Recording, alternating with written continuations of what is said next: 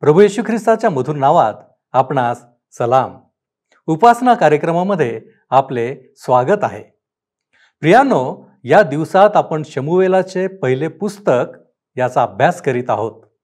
शाऊल राजाने दाविदाला मारण्याचा जो निर्णय घेतला होता, त्यामुळे दाविदाचे जीवन कोठे पळू आणि कोठे लपू असे झाले होते. आज आपण पाहू की दावीद कयीला नगरात आणि रानात लपून बसला. नंतर ऐन गेदीच्या रानात एका गुहेत असताना शाऊल दाविदाच्या तावडीत सापडतो. पण देवाचा अभिषिक्त म्हणून दावीद त्याला सोडून देतो. नंतर दाविदाची गाठ अबिगैल या हुशार स्त्रीशी होते. हे सर्व आपण आजच्या अध्ययनात पाहणार आहोत. तर मग चला प्रियांनो, आपण आपल्या अध्ययनाची सुरुवात करूया. श्रोत्यानो, या दिवसांमध्ये आम्ही शमूएलाच्या पहिल्या पुस्तकाचे अध्ययन करीत आहोत. 22 अध्याय आम्ही संपवलेले आहेत आणि आज 23, 24 आणि 25 अध्याय आम्ही अभ्यासणार आहोत. जेव्हा दाविदाला हद्दीच्या बाहेर जावे लागले, तेव्हा परमेश्वराने त्याचे रक्षण केले आणि त्याची काळजी घेतली. दावीद त्याच्या 400 माणसांसोबत इकडे तिकडे शाऊलापासून स्वतःचा बचाव करण्यासाठी पळत होता. इकडे तिकडे लपत होता. योनाथान दाविदाशी संपर्क स्थापित करतो आणि त्याचा परमेश्वरावरील विश्वास बळकट करतो. दावीद ऐन गेदीमध्ये शाऊलाला जीवनदान देतो, हे आम्ही आता पाहणार आहोत. 23वा अध्याय पहिली 5 वचने सांगतात, दाविदास बातमी लागली की पलिष्टी लोक कयीला नगराशी लढत आहेत आणि धान्याची खळी लुटीत आहेत. तेव्हा दाविदाने परमेश्वरास विचारिले, मी जाऊन ह्या पलिष्टांवर मारा करू काय? परमेश्वर त्यास म्हणाला, जा, पलिष्टांवर मारा करून कैलाचा बचाव कर. दाविदाचे लोक त्यास म्हणाले, पहा, येथे यहुदात जर आम्हास भीती आहे, तर पलिष्टांच्या सैन्यावर आम्ही कैलाकडे चालून गेलो तर मग काय पुसावे? दाविदाने परमेश्वरापाशी पुन्हा प्रश्न केला. तेव्हा परमेश्वराने त्यास सांगितले, कमर बांधून कैलास जा, मी पलिष्टास तुझ्या हाती देतो. मग दावीद व त्याचे लोक कैलास गेले. त्यांनी पलिष्टांशी युद्ध करून त्यांची गुरेढोरे हाकून आणली आणि त्यांची मोठी कत्तल केली. या प्रकारे दाविदाने कैला येथील रहिवाशांचे रक्षण केले. श्रोत्यानो, पलिष्टी इस्रायलांचे 12मासी शत्रू होते आणि आम्ही पाहिलं की ते कशा प्रकारे कैला येथील लोकांना लुटीत होते. परंतु दाविदाद्वारे परमेश्वराने ह्या लोकांचे रक्षण केले. जेव्हा शाऊलाला कळले की दावीद आणि त्याचे लोक त्या नगराच्या आत आहेत, तेव्हाच तो त्याला पकडण्याकरिता आपल्या संपूर्ण सैन्याला दावीद व त्याची माणसे यांना वेढा देण्यासाठी कैलाकडे पाठवतो. पुन्हा दावीद परमेश्वराला विचारतो की त्याने आता पुढे काय करावे. परमेश्वर त्याला सांगतो की पळून जा, कारण कैलाचे लोक त्याला शाऊलापासून वाचवणार नाहीत. जरी हे खरं आहे की त्याने त्यांचा बचाव केला, पण ते आता त्याच्या बचावाकरिता येणार नाहीत. 23वा अध्याय 13व वचन पुढे आम्हाला सांगतं, तेव्हा दावीद व त्याचे सुमारे 600 लोक कैलातून निघून वाट फुटेल तिकडे गेले. दावीद कैलाहून निसटून गेला हे शाऊलास कोणी सांगितले, तेव्हा त्याने निघण्याचे रहित केले. आता दाविदाचे लोक आम्हाला दिसतं की 600 झालेले आहेत आणि ते इकडे तिकडे पांगल्या गेलेत. ते त्या ठिकाणाहून एकत्र बाहेर निघू शकले नाहीत. शाऊल दाविदाचा पाठलाग करतो आणि योनाथान आणि दावीद एकमेकांशी करार करतात. 14 ते 16 वचने, मग दावीद रानातील गढ्यात राहू लागला. तो जीफ नावाच्या रानातील पहाडी प्रदेशात राहिला. शाऊल त्याचा शोध नित्य करीत असे, पण देवाने त्यास त्याच्या हाती लागू दिले नाही. दाविदास कळून चुकले होते की शाऊल आपला प्राण घेण्यास निघाला आहे. दावीद जीफ नावाच्या रानात एका उंचवट्यावरील झाडीत राहिला होता. तेव्हा शाऊलाचा पुत्र योनाथान निघून दाविदाकडे त्या उंचवट्यावरील झाडीत गेला. देवाच्या ठाई त्याचा भरोसा दृढ करून त्याच्या हाताला त्याने बळकटी दिली. श्रोत्यानो, लक्षात घ्या की योनाथान त्याच्या मित्राशी किती सत्यनिष्ठ आणि प्रामाणिक आहे. त्याचप्रमाणे ज्या गोष्टी तो त्याला उत्साहित करण्याकरिता करतो, त्यामध्ये तो किती विश्वासू आहे. 17 आणि 18 वचनांमध्ये आम्हाला वाचायला मिळतं की त्याने त्यास म्हटले, भिवू नको, माझा बाप शाऊल याच्या हाती तू लागावयाचा नाहीस. तू इस्रायलाचा राजा होणार व मी तुझा दुय्यम होणार. माझा बाप शाऊल यालाही हे ठाऊक आहे. त्या दोघांनी परमेश्वरापुढे करार केला. मग दावीद त्या उंचवट्यावरील झाडीत राहिला व योनाथान आपल्या घरी गेला. श्रोत्यानो, योनाथानाने अशा प्रकारे दाविदाला धैर्य दिले, हिंमत दिली. शौल परमेश्वराच्या विरुद्धात सुद्धा बंड करीत होता. योनाथान तरी सुद्धा परमेश्वराची इच्छा अंमलात आणण्याकरिता इच्छुक होता. योनाथानाच्या कृतीवरून आम्हाला आढळून येतं की तो एक महान पुरुष आहे.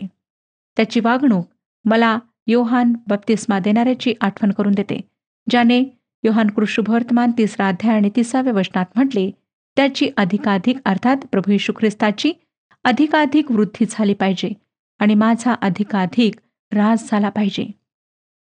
23वा अध्याय 19वे वचन. नंतर जिफी लोक गेबा येथे शौलाकडे येऊन म्हणाले, रानाच्या दक्षिणेस हकिलाच्या डोंगरात उंचवट्यावरील झाडीतल्या गड्यात आमच्याकडे दावीद लपून राहिला आहे ना? शौलाने दाविदाला शोधून काढण्याचा निश्चय केला होता आणि त्याच्यासोबत जिफी लोक सुद्धा दाविदाला शोधून काढून त्याच्या स्वाधीन करण्याकरिता त्याच्या बाजूला झालेत. नंतर पुढे 26वे वचन सांगतं की शौल डोंगराच्या ह्या बाजूने चालला आणि दावीद व त्याचे लोक डोंगराच्या त्या बाजूने चालले. शौलाच्या भीतीने दावीद निसटून जाण्याची त्वरा करीत होता, कारण शौल व त्याचे लोक दाविदास व त्याच्या लोकास पकडण्यासाठी त्यास घेरू पाहत होते. श्रोत्यानो, ह्या ठिकाणी आम्हाला दिसतं की शौलाने आपल्या मनात किती दृढ निश्चय केला होता की कोणत्याही परिस्थितीत तो दाविदाला अवश्य समाप्त करेल. पुढे 27 ते 29 वचने सांगतात, इतक्यात एका जासुदाने शौलास येऊन सांगितले, चला त्वरा करा, कारण पलिष्ठांनी देशावर स्वारी केली आहे. तेव्हा शौल दाविदाचा पाठलाग करण्याचे सोडून पलिष्ठांशी सामना करण्यास गेला, म्हणून त्या ठिकाणाचे नाव सेला हम्माल कोथ अर्थात निसटून जाण्याचा खडक असे पडले. दावीद तेथून निघून ऐन गेदीच्या गढ्यात राहू लागला. आम्हाला दिसतं श्रोत्यानो की कशा प्रकारे पलिष्ठांनी आक्रमण केल्यामुळे शौलाला दाविदाचा पाठलाग करणे थांबवावे लागले आणि त्याला वापस आपल्या नगरात जावे लागले. आता 24वा अध्याय आम्ही अभ्यासणार आहोत, ज्या ठिकाणी ऐन गेदी येथे दावीद शौलाला जीवनदान देताना आम्हाला दिसतो. पहिली 2 वचने सांगतात, शौल पलिष्ठांचा पाठलाग करून परत आला, तेव्हा त्यास बातमी लागली की दावीद ऐन गेदीच्या रानात आहे. तेव्हा शौल सर्व इस्रायलातून 3000 लोक निवडून घेऊन रान बकऱ्यांच्या खडकावर दाविदाच्या व त्याच्या लोकांच्या शोधास गेला. अजूनही त्याच्या मनातली ती भावना समाप्त झालेली नाही. तो दृढ निश्चय तुटलेला नाही आणि तो पुन्हा दाविदाचा पाठलाग करीत आहे. श्रोत्यानो, दावीद एका ओबड-दोबड अशा जागी लपण्याकरिता गेला आहे आणि शौल त्याला 3000 सैनिकांना सोबत घेऊन शोधत आहे. दाविदाजवळ त्यावेळी फक्त 600 सैनिक होते. शौलाच्या सैन्यापुढे दाविदाचे सैन्य काहीच नव्हते. 3रं वचन आम्हाला सांगतं, वाटेने जाताना तो एका मेंढपाळापाशी आला. तेथे एक गुहा होती, तिच्या आत शौल बहिर्दिशेस गेला. गुहेच्या अगदी आतल्या बाजूस दावीद व त्याचे लोक बसले होते.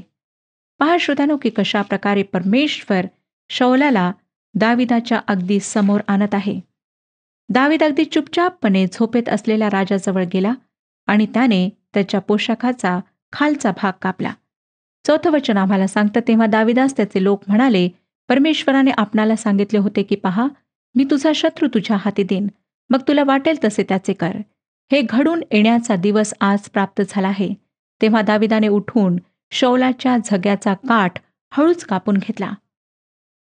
दाविदाजवळ फार चांगली संधी होती की तो शौलाचा घात करू शकत होता. परंतु श्रोत्यांनो, दावीद 6व्या वचनात म्हणतो, मी आपल्या स्वामीवर परमेश्वराच्या अभिषिक्तावर आपला हात टाकावा अशी गोष्ट परमेश्वर मजकडून न घडवू, कारण तो परमेश्वराचा अभिषिक्त आहे. असं म्हणण्याकरिता खरोखर एका व्यक्तीजवळ फार महान असे विचार आणि महान असे हृदय असायला हवे. असे बोलून दाविदाने आपल्या लोकास आवरिले. त्यांना शौलावर हात टाकू दिला नाही आणि शौल गुहेतून निघून मार्गस्थ झाला. लक्षात ठेवा श्रोत्यांनो की दाविदाला व्यक्तिरूपाने शौलाविषयी काहीच अभिमान नव्हता. एका व्यक्तीच्या रूपाने तो त्याचा सन्मान करीत नव्हता, परंतु त्याचे जे पद होते, जे स्थान होते, त्याविषयी त्याला अभिमान होता आणि त्या पदाचा तो सन्मान करीत होता. त्याला माहीत होते की शौलाला परमेश्वराने राज्यपद दिलेलं आहे. 9 आणि 10 वचने पुढे सांगतात, दावीद शौलास म्हणाला, लोक म्हणतात की पहा, दावीद आपला घात करू पाहत आहे. त्यांच्या बोलण्याकडे आपण का कान देता? पहा, आज आपण आपल्या डोळ्यांनी पाहिले आहे की परमेश्वराने आज गुहेत आपणाला माझ्या हाती दिले होते. आपणाला मारून टाकावे असे कोणी म्हटले, पण मी आपली गय केली. मी म्हटले की मी आपल्या स्वामीवर हात टाकू नये, कारण तो परमेश्वराचा अभिषिक्त आहे. दाविदाने आपल्या ह्या कार्याद्वारे दाखवून दिले की तो शाऊलाचा प्राण घेऊ इच्छित नाही आणि अशा प्रकारचा त्याचा कोणताही उद्देश नाही. नंतर पुढे 16 आणि 17 वचने आपण वाचूया. 24वा अध्याय 16 आणि 17 वचने. दाविदाने शाऊलाशी हे बोलावयाचे संपविल्यावर शाऊल म्हणाला, माझ्या पुत्रा दाविदा, ही तुझीच वाणी काय? आणि शाऊल हेल काढून रडू लागला. तो दाविदास म्हणाला, तू माझहून नीतिमान आहेस. तू जर मजशी भलाईने वागलास, पण मी तुझशी बुराईने वागलो. आता शाऊलाचे आश्चर्यकारक विधान पहा 20व्या वचनात. पहा, मला हे ठाऊक आहे की तू खात्रीने राजा होणार आणि इस्रायलाचे राज्य तुझ्या हाती कायम राहणार. शाऊलाकडून हा जो अंगीकार होत आहे, कबुली होत आहे, ही आश्चर्यकारक आहे.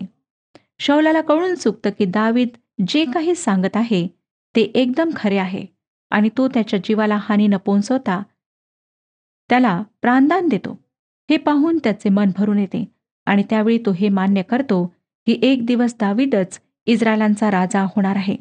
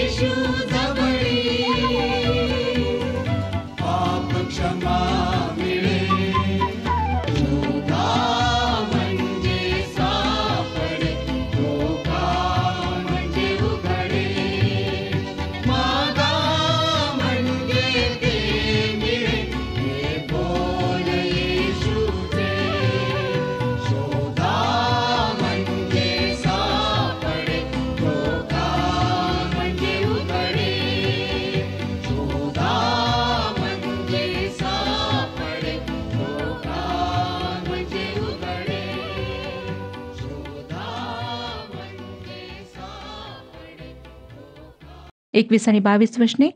तर आता मजजवळ परमेश्वराच्या नामाने अशी आणभाग कर की तू माझ्या पश्चात माझ्या वंशाचा उच्छेद करणार नाहीस आणि माझ्या बापाच्या घराण्यातून माझी नाव निशाणी नाहीशी करणार नाहीस. तेव्हा दाविदाने शाऊलाजवळ अशीच आणभाग केली. मग शाऊल आपल्या घरी गेला आणि दावीद आपल्या लोकांसह गडावर गेला. जेव्हा त्यांचे संभाषण संपले श्रोत्यानो, तेव्हा शॉल स्वतःच्या घरी वापस गेला. परंतु दावीद आणि त्याचे लोक गुहेकडे परत गेलेत. अजूनपर्यंतही दाविदाचा शौलावर विश्वास नव्हता. दावीद निर्जन अरण्यात पुढे पुढे शौलापासून लपण्यास जात राहतो, कारण त्याला माहीत होते की एक दिवस पुन्हा असा येईल की शॉल पुन्हा त्याचा पाठलाग करू लागेल. आता श्रोत्यानो, आम्ही 25व्या अध्यायाकडे वळत आहोत. 25व्या अध्यायात दावीद आणि अबिगैल ह्याविषयी आम्हाला वाचायला मिळते. 1-5 वचने वाचूया. पुढे शमूएल मृत्यू पावला, तेव्हा सर्व इस्रायल लोकांनी एकत्र जमून शोक केला आणि रामा येथील त्याच्या घरात त्यास मूठमाती दिली. इकडे दावीद निघून पारान नावाच्या अरण्यात गेला. मावोन येथे एक मनुष्य होता. तो आपला व्यवहार कर्मेल येथे चालवित असे. तो माणूस मोठा मातबर असून त्याची 3,000 मेंढरे व 1,000 बकरी होती. तो कर्मेलात आपल्या मेंढ्याची लोकर कातरीत होता. त्याचे नाव नाबाल असे होते व त्याच्या स्त्रीचे नाव अबिगैल असे होते. ती स्त्री बुद्धिमत्ती व रूपवती होती, परंतु तो पुरुष कठोर व वाईट चालीचा होता. तो कालेब वंशातला होता. नाबाल आपल्या मेंढरांची लोकर कातरीत असल्याचे दाविदाने अरण्यात ऐकले. तेव्हा दाविदाने 10 तरुण पुरुषास तेथे पाठविले. त्याने त्या तरुणास सांगितले की कर्मेल येथे नाबालाकडे जाऊन त्यास माझा सलाम सांगा. दावीद नाबालच्या संपत्तीचे रक्षण करीत होता. त्याचे बरेच मोठे सैन्य होते आणि तो सहज रीतीने नाबालाला लुटू शकत होता. त्याच्या मेंढरांना चोरून भोजनाकरिता उपयोगात आणू शकत होता. परंतु श्रोत्यानो, त्याने तसे केले नाही. उलट त्याने चोर लुटारूंना तसे करण्यापासून रोखले. नाबालाची मदत करण्यास त्याने बरेच काही केले. आता दाविदाला आणि त्याच्या माणसांना भोजनाची आवश्यकता आहे आणि म्हणून तो त्याच्या माणसांना नाबालकडे मदत मागण्यास पाठवतो. 6-10 वचने पहा काय सांगतात. त्या सुख संपन्न पुरुषास म्हणा की आपले आपल्या घराण्याचे व आपल्या सर्वस्वाचे कुशल असो. मी असे ऐकले की आपण लोकर कातरणारे लाविले आहेत. आपले धनगर आमच्यामध्ये होते. आम्ही त्यास काही उपद्रव दिला नाही आणि ते कर्मेलात असताना त्याची काही एक हानी झाली नाही. आपल्या चाकरास विचारा, म्हणजे ते आपल्याला सांगतील. तर या तरुण पुरुषावर कृपादृष्टी करा. आम्ही आनंदाच्या दिवशी आलो आहो, तर आपला हात चालेल तेवढे आपल्या दासास व आपला पुत्र दावीद यास द्या. दाविदाच्या तरुण पुरुषांनी जाऊन त्याच्या नावाने नाबालास हे सर्व शब्द सांगितले व ते स्तब्ध राहिले. नाबालाने दाविदाच्या सेवकास म्हटले, दावीद कोण? हा इशयाचा पुत्र कोण? आजकाल बहुत दास आपापल्या धनाला सोडून पळून जातात. श्रोत्यानो, नाबाल म्हणत आहे की दाविदाने शौलाचा विश्वासघात केला आहे आणि तो अप्रामाणिक आहे. 11 आणि 12 वचने. माझे अन्न, माझे पाणी आणि माझ्या कातरणाऱ्यांसाठी मारिलेल्या पशूंचे मांस जे कोण, कोठले हे मला ठाऊक नाही, असल्या लोकास मी देऊ काय? तेव्हा दाविदाच्या तरुण पुरुषांनी आल्या वाटेने माघारे जाऊन हे सर्व शब्द जशाचे तसे दाविदाला सांगितले. मी आपणास आधीच सांगितले होते श्रोत्यानो की दाविदाच्या केसांचा रंग तांबूस होता, अर्थात तो रागिष्ट होता, लवकर क्रोध येणाऱ्यांमधून होता. आता त्याला हे सर्व ऐकून संताप आला आहे. 13वं वचन सांगतं की तेव्हा दावीद आपल्या लोकांस म्हणाला, आपल्या तरवारी आपल्या कमरास बांधा, आणि त्या प्रत्येकाने आपापली तरवार आपल्या कमरेस बांधिली. दाविदानेही आपली तरवार कमरेस बांधिली. दाविदाबरोबर 400 पुरुष गेले आणि 200 पुरुष सामाना सुमानाजवळ राहिले. नाबालच्या घराण्यातील कोणीतरी हे ऐकले आणि अबिगैलला जाऊन सांगितले. 14वं वचन. इकडे एका चाकराने नाबालाची स्त्री अबिगैल हिला सांगितले की दाविदाने रानातून आमच्या स्वामीचे क्षेमकुशल विचारण्याकरिता जासूद पाठवले होते, पण तो त्यांच्या अंगावर ओरडला. जेव्हा अबिगैलने हे ऐकले की तिच्या पतीच्या आणि दाविदाच्या तरुण पुरुषांमध्ये काय बोलणे झाले, तेव्हा तिला कळून चुकले की दावीद आता काय करणार. म्हणून तिने खूप सारी अन्नसामुग्री घेतली आणि ती दाविदाकडे व त्याच्या लोकांकडे गेली. 18वं वचन सांगतं की तेव्हा अबिगैल हिने त्वरेने 200 भाकरी, द्राक्षरसाचे 2 बुधले, 5 मेंढरांचे रांधिलेले मांस, 5 मापे हुरडा, खिसमिसाचे 100 घड आणि अंजिराच्या 200 ढेपा ही सर्व घेऊन गाढवावर लादली. ती आपल्या चाकरास म्हणाली, तुम्ही पुढे चाला, मी तुमच्या मागून येते. याविषयी तिने आपला नवरा नाबाल यास काही सांगितले नाही. श्रोत्यानो, अशा प्रकारे अबिगैलने आपल्या नवऱ्याची लाज राखली आणि जे काही भयंकर असे घडणार होते ते तिने टाळण्याचा प्रयत्न केला. तिने एका मध्यस्थाची भूमिका निभावली. तिने नवऱ्याच्या मूर्खपणाकरिता दाविदाला माफी मागितली. ती समजदार आणि बुद्धिमान स्त्री होती. श्रोत्यानो, परमेश्वर नेहमीच अशा नीतिमान लोकांच्या शोधात असतो जे मध्यस्थीचे कार्य करू शकतील. ज्या प्रकारे अबिगैलने वागणूक केली ती फार अर्थपूर्ण होती. ह्या ठिकाणी तिने आपली बुद्धिमत्ताच प्रगट केली नाही, परंतु परमेश्वराच्या अभिषिक्ताविषयी आदर प्रगट केला.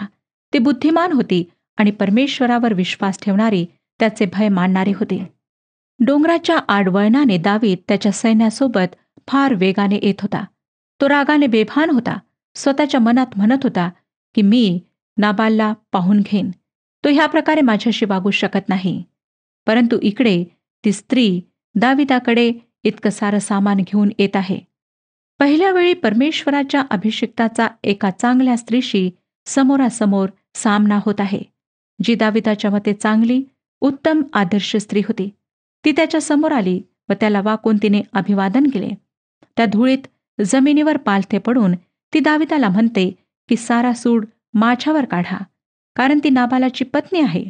जे काही तिने केले त्यात तिने बुद्धिमत्ता दाखवली, कारण दावीद इतक्या सुंदर स्त्रीला तिने ज्या प्रकारे त्याच्यासमोर येऊन विनवणी केली त्यामुळे काही करणार नव्हता. नंतर ती तिच्या पतीच्या मूर्खपणाबद्दल, क्रूरतेबद्दल क्षमा मागते. 25वे वचन आम्हाला सांगतं, माझ्या स्वामींनी त्या अधम नाबालाचे काही एक मनात आणू नये. तो आपल्या नावासारखाच आहे. त्याचे नाव नाबाल अर्थात मूर्ख असे आहे आणि त्याच्या ठाई मूर्खपणा आहे. ज्या तरुण पुरुषास माझ्या स्वामींनी पाठविले होते त्यास मी पाहिले नाही. श्रोत्यांनो, अशा प्रकारे अबिगैलने मोठ्या चतुराईने आलेले संकट टाळण्याचा प्रयत्न केला. नंतर 32 आणि 33 वचने सांगतात, दावीद अबिगैलेस म्हणाला, ज्याने तुला आज माझ्या भेटीस पाठविले तो इस्रायलाचा देव परमेश्वर धन्य. धन्य तुझ्या दूरदर्शीपणाची, तू स्वतः धन्य. तू आज मला आपल्या हाताने रक्तपात करण्यापासून व सूड उगविण्यापासून आवरिले आहे. श्रोत्यानो, मी आपणाला आधीच सांगितले होते की दावीद भयंकर अशा रागात होता आणि तो नाबालला मारण्याकरिता, त्याच्या लोकांना मारण्याकरिता निघाला होता. परंतु ह्या स्त्रीने मधात येऊन त्याला अडविले. दाविदाला अशा कृत्यापासून अलिप्त ठेवले, जे केल्यानंतर त्याला पश्चाताप करावा लागला असता. 34 आणि 35 वचने, वस्तुतः इस्रायलाचा देव परमेश्वर याने तुला उपद्रव करण्यापासून मला आवरिले आहे. त्याच्या जीविताची शपथ, तू मला तातडीने भेटावयास आली नसतीस तर खरोखर सकाळी उजेडेपर्यंत नाबालाचा एक पुरुषही जिवंत राहिला नसता. नंतर तिने जे काही आणले होते त्याचा स्वीकार करून दावीद तिला म्हणाला, आपल्या घरी सुखाने जा. पहा, मी तुझा शब्द ऐकला आहे व तुझी विनंती मान्य केली आहे. दाविदाने जे काही अबिगैलने आणले होते ते सर्व स्वीकारले, तिची विनंती स्वीकारली. 36 ते 38 वचने, मग अबिगैल नाबालाकडे गेली. तो त्याने आपल्या घरी राजाच्या सारखी मेजवानी केली आहे असे तिने पाहिले. त्याचे चित्त रमून गेले होते. तो फार झिंगला होता. यास्तव सकाळी उजाडेपर्यंत तिने त्याला कमी जास्त काही सांगितले नाही. सकाळी नाबालाची नशा उतरल्यावर त्याच्या स्त्रीने ह्या सर्व गोष्टी त्यास सांगितल्या. तेव्हा त्याचे हृदय मृतवत झाले. तो पाषाणासारखा झाला. नंतर 10 दिवसांनी परमेश्वराकडून नाबालास असा तडाखा मिळाला की तो मृत्यू पावला. आता दावीद काय करणार ते आम्ही पाहणार आहोत. 39वे वचन सांगतं, नाबालाच्या मृत्यूचे वृत्त ऐकून दावीद म्हणाला, नाबालाच्या हातून माझी अप्रतिष्ठा झाली. तिची दाद ज्याने घेतली आणि आपल्या दासास घात करण्यापासून आवरिले तो परमेश्वर धन्य. परमेश्वराने नाबालाचे दुष्कर्म त्याच्या शिरी उलटविले. मग दाविदाने अबिगैलेशी लग्नाचे बोलणे करण्याकरिता तिच्याकडे लोक पाठविले. श्रोत्यानो, अबिगैलीला पत्नी म्हणून स्वीकारण्याची त्याने इच्छा प्रकट केली. दाविदाच्या मनात तिच्याविषयी प्रेम निर्माण झाले होते. तिने सुद्धा त्याचे आमंत्रण स्वीकारले आणि ह्याद्वारे दाविदाच्या जीवनाचा दुसरा पैलू आता आरंभ होतो. परंतु आता दुसरे काही घडणार आहे ज्याला परमेश्वर सहमती देत नाही. 43 आणि 44 वचने सांगतात, दाविदाने इज्रेलीन अहिनमाव ही एक बायको केली. अशा या दोघी त्याच्या स्त्रिया झाल्या. शौलाने आपली कन्या मिखल, जी दाविदाची स्त्री होती, तिला गल्लीमवासी लैशाचा पुत्र पालती यास देऊन टाकले होते. पापाने त्याच्या जीवनात प्रवेश केला. तो ओबडधोबड पुरुष होता आणि तसेच खडतर ओबडधोबड त्याचे जीवन होते. परंतु एक दिवस तो एक खुनी पुरुष झाला. परमेश्वराने त्याला त्याच्या मनासारखा पुरुष म्हणून संबोधले, म्हणून काय परमेश्वर त्याच्या ह्या गोष्टीला सहमती देणार होता? नाही श्रोत्यांनो, आम्हाला आढळेल की जेव्हा दाविदाने परमेश्वराचे भवन बनविण्याची इच्छा प्रदर्शित केली, तेव्हा परमेश्वराला त्याला मनाई करावी लागली. परमेश्वराने त्याला परवानगी दिली नाही. का? त्याच्या जीवनातील पापामुळे. श्रोत्यांनो, अबिगैल आजच्या मंडळ्यांचे, विश्वासणाऱ्यांच्या देहाचे एक सुंदर चित्र आहे. पापापासून आमची सुटका होण्याआधी आम्ही सुद्धा नाबालाच्या बंधनात वर्चस्वाखाली होतो, जो ह्या जगाचे आणि सैतानाचे स्वरूप आहे. अबिगैलप्रमाणे आम्ही सुद्धा पापामध्ये फळाविना पापाच्या बंधनात त्याच्या वर्चस्वाखाली जीवन जगत होतो. दाविदाच्या नोकराद्वारे अबिगैलला जो संदेश देण्यात आला, तो न्यायाचा संदेश देण्यात आला. त्याद्वारे अबिगैल दाविदाकडे आली. त्याचप्रमाणे येशू ख्रिस्ताद्वारे आम्ही सर्व पापाच्या दोषापासून मुक्त होऊन तारण प्राप्तीकरिता त्याच्याजवळ येऊ शकतो. आम्हाला प्रभू समोर ज्याप्रमाणे अबिगैलने दयेची याचना केली, त्याचप्रमाणे याचना करायची आहे. दयेची भीक मागायची आहे. परमेश्वर आमच्या सर्व पापांना क्षमा करून आम्हाला स्वीकारण्याकरिता नेहमी तयार असतो. परमेश्वर आपणास सर्वांस आशीर्वाद देवो. हा कार्यक्रम आपणास आवडला काय? आता आम्हाला एक मिस कॉल करा आणि आपण पुढील विजेता होऊ शकता.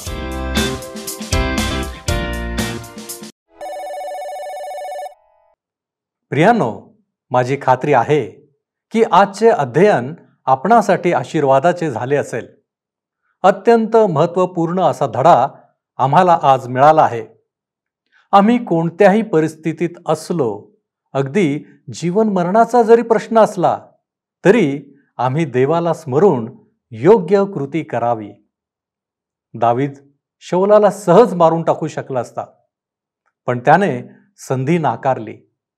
आम्ही मात्र आमच्या जीवनात आमच्या शब्दांच्याद्वारे, कृतीच्याद्वारे, विचारांच्याद्वारे अनेक गोष्टी देवाच्या नियमाच्या विरुद्ध करीत असतो. काय आमच्यात परिवर्तन व्हावे असे आम्हाला वाटते? आपण प्रार्थना करू. प्रभूजी, तुझी लेकरं या नात्याने आम्ही तुझ्या चरणापाशी आलेलो आहोत. प्रभू, आम्हाला ठाऊक आहे की आम्ही तुझी निर्मिती आहोत. तू आमचा निर्माण करता आहेस आणि बापा, आमच्या जीवनामध्ये सर्व काही तू आम्हाला दिलेलं आहेस, ज्ञान, बुद्धी, चातुर्य. परंतु बापा, तुझी इच्छा हीच आहे की आमचे विचार, आमची कृती ही तुला मान्य असावी. होय प्रभूजी, अनेक वेळा प्रभूजी आम्ही या गोष्टींपासून दूर राहतो. तुला न आवडणाऱ्या गोष्टी आमच्या हातून घडतात. आमच्या मनामध्ये तसे विचार येतात. अयोग्य अशी कृती आमच्या हातून घडली जाते. परंतु बापा, आज तू आम्हाला शिकवलेला आहेस की योग्य गोष्टी करण्यासाठी तू आमच्याकडून या सर्व गोष्टी अपेक्षित करतोस.